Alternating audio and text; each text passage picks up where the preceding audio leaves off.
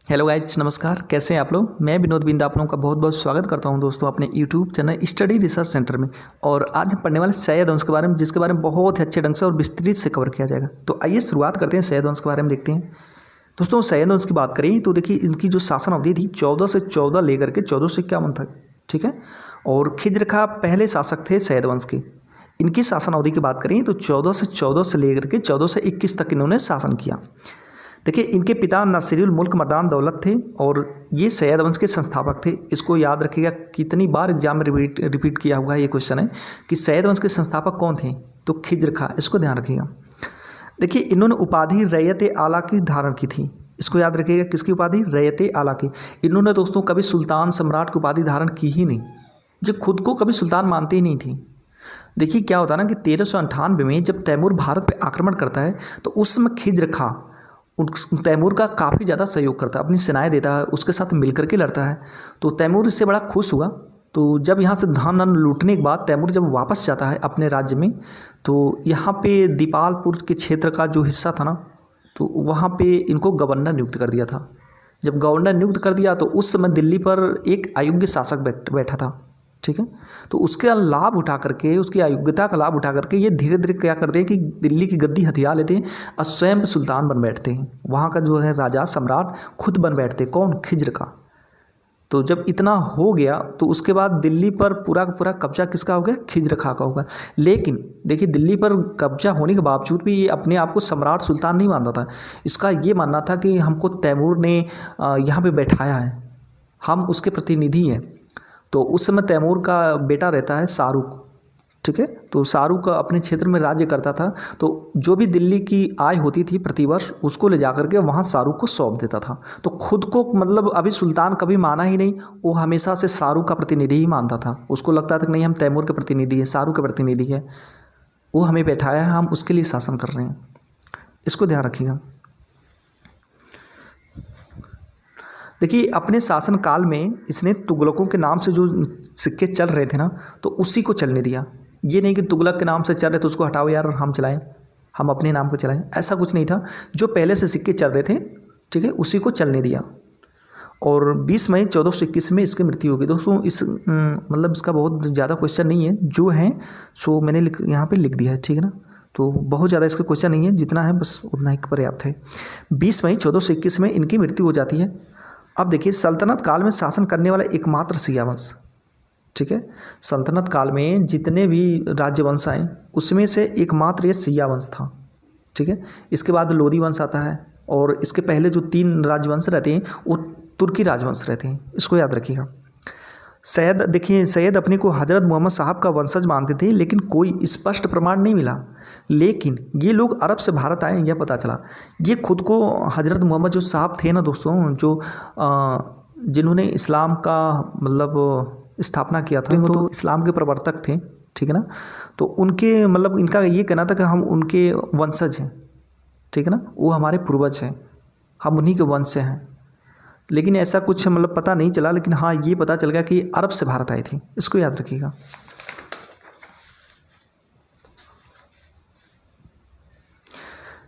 देखिए तैमूर के आक्रमण करने पर तैमूर का साथ दिया था, ठीक है, जिससे खुश होकर तैमूर वापस लौटते समय अपने प्रतिनिधि के रूप में मुल्तान, लाहौर, दीपालपुर का सूबेदार नियुक्त कर दिया था, ठीक है। इसको याद रखिएगा, मुल्तान, लाहौर और दीपालपुर, क्योंकि एग्जाम में पूछता है कहाँ का सूबेदार नियुक्त किया था, ठीक है। तो मुल्तान, लाहौर, दीपालपुर ये आपका भारत का पश्चिमी क्षेत्र वाला हिस्सा था। और खिज्र खां के पुत्र की बात करें तो दोस्तों 2 पुत्र थे। एक था मुबारक शाह, जो कि 1421 से लेकर के 1434 तक ये नेक्स्ट सम्राट बनता है। और दूसरा था फरीद खां। फरीद खां के ही 2 बेटे थे, मोहम्मद शाह, जो कि दोस्तों 1434 से 1445 तक राजा बनते हैं। उसके बाद एक है आलम शाह, ठीक है, आलम शाह, इसको याद रखिएगा। 1445 से 1451 तक राजा बनता है। आइए अब देखते हैं इन लोगों के बारे में एक एक करके। अगर हम मुबारक शाह की बात करें दोस्तों, तो इसका जो शासनकाल था ये 1421 से लेकर के 1434 था, ठीक है। इसने आते ही गद्दी पर बैठते ही सुल्तान की उपाधि धारण कर ली, शाही की उपाधि धारण कर ली। इसका ये मानना था कि पिताजी जैसे तैसे तो अपना शासन व्यवस्था किए, ठीक है ना, किसी को मतलब खुद को एक का प्रतिनिधि मानकर, लेकिन मैं नहीं मानूंगा, मैं खुद को सुल्तान घोषित करूंगा। तो देखिए इसके पिताजी ने रैयत आला की उपाधि धारण की थी, बट इन्होंने सुल्तान की उपाधि धारण की, शाही की उपाधि धारण कर ली। जो तुगलकी सिक्के चल रहे थे ना, उस पे से नाम हटवा करके अपने नाम का सिक्का चलवा दिया। सिंपल सी बात है, जब कोई सुल्तान बन गया, पहले इसके पिताजी सुल्तान मतलब थे बट खुद को नहीं मानते थे, लेकिन ये खुद को सुल्तान मानने लगे, तो दूसरे सुल्तानों का सिक्का अपने समय में क्यों चलवाएं, खुद का चलवाए ना, सिंपल सी बात है। तो इन्होंने अपने नाम का सिक्का चलवाया तथा अपने नाम का खुतबा पढ़वाया, इसको याद रखिएगा। और दोस्तों इनके एक दरबारी कवि थे याहिया बिन सरहिंदी। देखिए कई बार एग्जाम में पूछता है कि याहिया बिन सरहिंदी किसके दरबार में रहते थे, तो मुबारक शाह के। ठीक है, इनकी पुस्तक है तारीख है मुबारक शाही, तारीख है मुबारक शाही।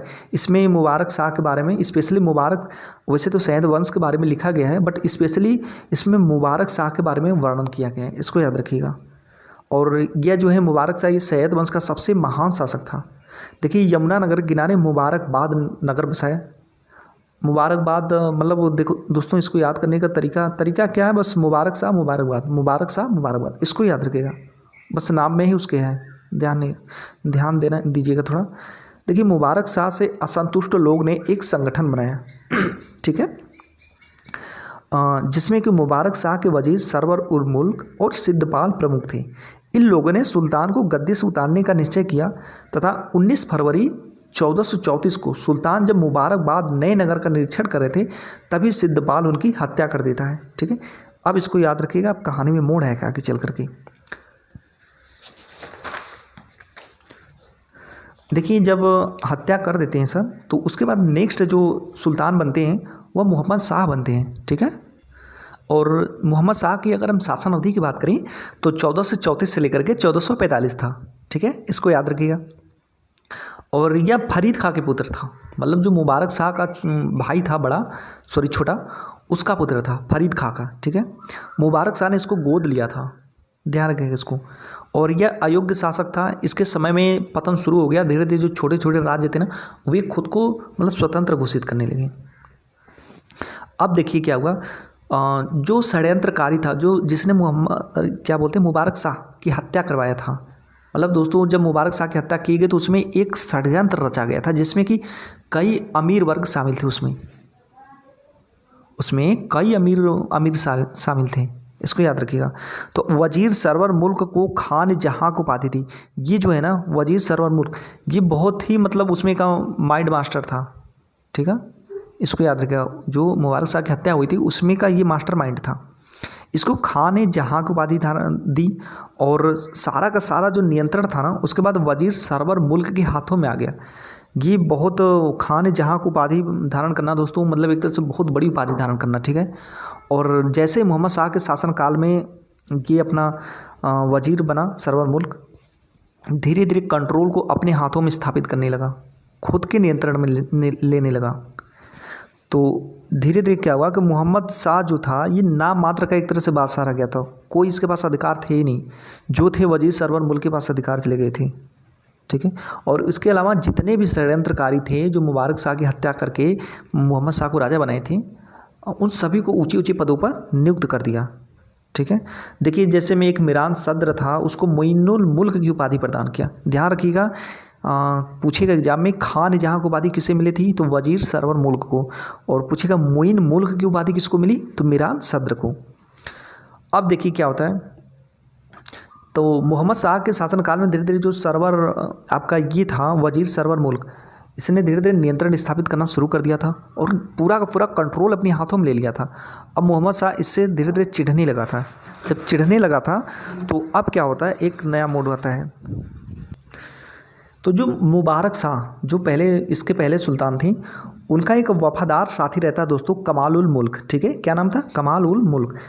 उसने क्या किया, इन लोगों से चिढ़ता था, किससे, सरवर वजीर मुल्क से, क्योंकि कमाल उल मुल्क जो था ना ये बहुत ही घनिष्ठ संबंध था किससे, मुबारक शाह से, जो इसके पहले का सुल्तान था, जिसकी हत्या कर दिया था इन लोगों ने। तो मतलब उसके साथ क्या हुआ ना कि कमाल उल मुल्क के साथ मिल करके किसने, मोहम्मद शाह ने उसके साथ मिल करके सरवर उल मुल्क को और प्लस उसके जितने भी षड्यंत्रकारी साथी थे उन सभी को एक जगह एक किले में बुलाया, और उस किले में इन सभी के जितने भी षड्यंत्रकारी थे प्लस सरवर मुल्क था, उसके गुट को, उसके संगठन को ही कमाल उल मुल्क का पूरा संगठन समाप्त करवा दिया, मतलब पूरा गर्दन उसकी उखड़वा दी। ठीक है, ध्यान रखिएगा इसको। तो इसके साथियों उनके मतलब मोहम्मद शाह ने सरवर मुल्क तथा उसके साथियों की हत्या करवा दी। अब देखिए क्या होता है, इसके बाद मोहम्मद शाह ने कमाल उल मुल्क तथा उसके साथियों को उच्च पदों पर नियुक्त किया। देखिए सरवर उल मुल्क था जो जिसने बहराम शाह की हत्या कर दी थी, तो इसकी मजबूरी थी मोहम्मद शाह की कि भाई उसने मेरा साथ दिया है तो हम सरवर उल मुल्क को तथा उसके साथियों को ऊंचे पदों पर नियुक्त करें, ठीक है। लेकिन धीरे धीरे जब सरवर उल मुल्क का राज्य में नियंत्रण ज़्यादा होने लगा, सुल्तान से भी ज़्यादा होने लगा, तो मोहम्मद शाह को घुटन सी महसूस हुई। तो उसको लगा कि अब इसको समाप्त करवाना चाहिए, हमारे रास्ते से हटवाना चाहिए, नहीं तो ये तो खुद ही सुल्तान बन बैठेगा धीरे धीरे जब सारा नियंत्रण ले लेगा। तो उसने पकड़ा एक व्यक्ति को, कमाल उल मुल्क को, ठीक है। ये कमाल उल मुल्क बहराम शाह का बहुत ही वफादार, कहें तो वफादार मंत्री था। उससे बातें किया और बातें करने के बाद कमाल उल मुल्क ने अपना एक ग्रुप बनाया और ग्रुप बना करके किले में छिप गए। वहाँ पे फिर मोहम्मद शाह ने मतलब चाल से सरवर मुल्क को तथा जितने भी षड्यंत्रकारी थे सबको उस किले में बुलवाया, और बुलवाने के बाद जो छिपा हुआ था कौन, कमाल उल मुल्क, ये सब अटैक कर देते हैं और उन लोगों की गर्दन सर कलम कर देते हैं, ध्यान रखिएगा। उसके बाद मोहम्मद शाह जो है ये खुश होकर के कमाल उल मुल्क तथा उसके साथियों को उच्च पदों पर नियुक्ति कर दिया। देखिए मोहम्मद शाह की अयोग्यता को देख कर ना धीरे धीरे छोटे छोटे राज्य स्वतंत्रता की घोषणा करने लगे, ठीक है।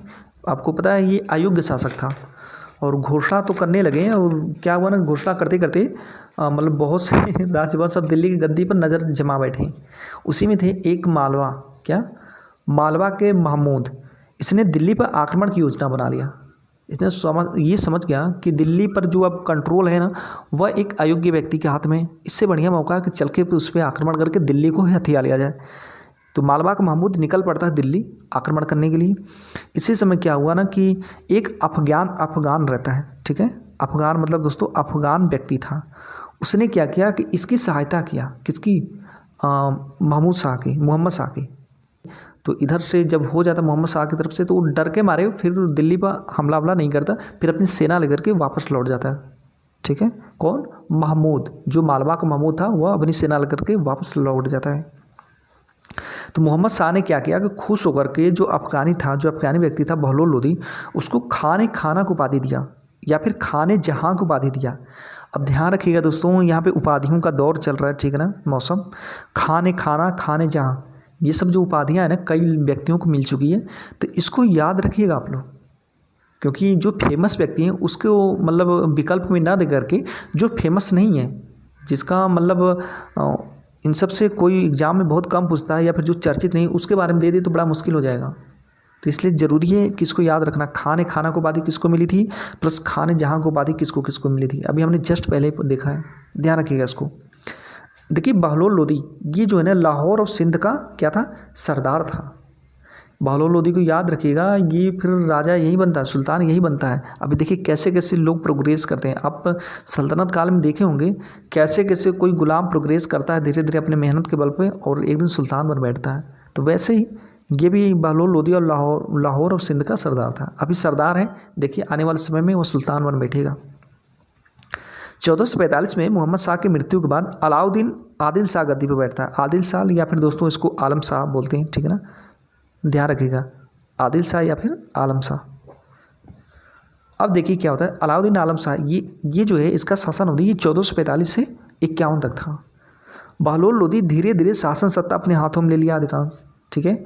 अलाउद्दीन आलम शाह के शासनकाल में जो बहलोल लोदी था, जो सिंध और लाहौर का सरदार था व्यक्ति, कौन, बहलोल लोदी, ये धीरे धीरे अपना नियंत्रण स्थापित करने लगा। शासन सत्ता का जो अधिकांश कार्य था वो अपने हाथों में ले लिया। अलाउद्दीन आदिल शाह का उसके वजीर से झगड़ा हो गया। अब देखिए यहाँ पे जो सुल्तान था आदिल शाह, उसका एक वजीर था, उससे झगड़ा हो गया। जब झगड़ा हो गया ना तो देखिए इसकी बेवकूफ़ी क्या बताएं कि इसको तो मतलब जब झगड़ा हो गया वजीर से, तुम वजीर को लटका दो, उसको जेल में डाल दो। लेकिन नहीं, पता नहीं क्या उनके बीच मतलब आपसी संबंध था ना, होता है ना कि जैसे कि आपने घर में किसी से आप लड़ाई कर लेते हैं तो मतलब बहस हो जाती है, तो एक दूसरे को मारते तो मतलब लड़ाई तो नहीं करते बट वो नाराज़ होकर के चले जाते हैं कहीं। तो वो उसी तरह सेम हुआ कि जो अलाउद्दीन आदिल शाह था वजीर से अपने झगड़ा होने के बाद ना ये बदायूं निकल गया और बदायूं उसको प्रिय भी था, क्योंकि दोस्तों पहले वहाँ का जो गवर्नर था ना, ये अलाउद्दीन आदिल शाह ही था। तो वहाँ पे रह चुका था, वहाँ पे उसके अच्छा लगता था, तो निकल पड़ा वहीं पे, कहाँ, बदायूं। अब क्या हुआ, लेकिन बदायूं निकलने से पहले उसने अपना जो शासन सत्ता था, जो साम्राज्य था वहाँ पे जो चलाने की जिम्मेदारी दी गई, तो वो अपने सालों को दे दी। 2 साले थे, ठीक है ना, उन दोनों को शासन सत्ता संभालने के लिए दे दिया कि ठीक है तुम लोग संभालो, मैं जा रहा हूँ बदायूं। और वहीं पर जाकर के परमानेंट वह बदायूं ही बस गया, ठीक है। और बदायूं जाने से पहले दोस्तों बताया मैंने कि अपने 2 सगे सालों को दे दिया था। एक का नाम था शहनाए-ए-शहर और दूसरे का नाम था अमीर कोचे। लेकिन ये लोग मतलब कि गद्दी हथियाने, एक दूसरे से गद्दी हथियाने के चक्कर में आपस में ही लड़ भिड़ बैठते हैं। तो उसमें शहनाए-ए-शहर जो है ना, ये मारा जाता है, और दूसरा जो अमीर कोचे है इसको जनता मार डालती है। ध्यान रखिएगा इसको। दोस्तों 1450 में हमीर खां को मारकर 19 अप्रैल 1451 को सुल्तान घोषित कर लिया था बहलोल लोदी। हमीर खां जो है ना, ये आपका सैयद वंश का लास्ट शासक था, अंतिम शासक था, इसको याद रखिएगा। 19 अप्रैल 1451 को सुल्तान घोषित कर लिया, किसने, बहलोल लोदी ने। और इस तरह से दोस्तों हमारा ये आपका सैयद वंश का टॉपिक खत्म समाप्त हुआ। इसके बाद हम आगे बढ़ेंगे लोदी वंश के बारे में, ठीक है। तो फिर वीडियो स्टॉप करते हैं इसी पर। नमस्कार।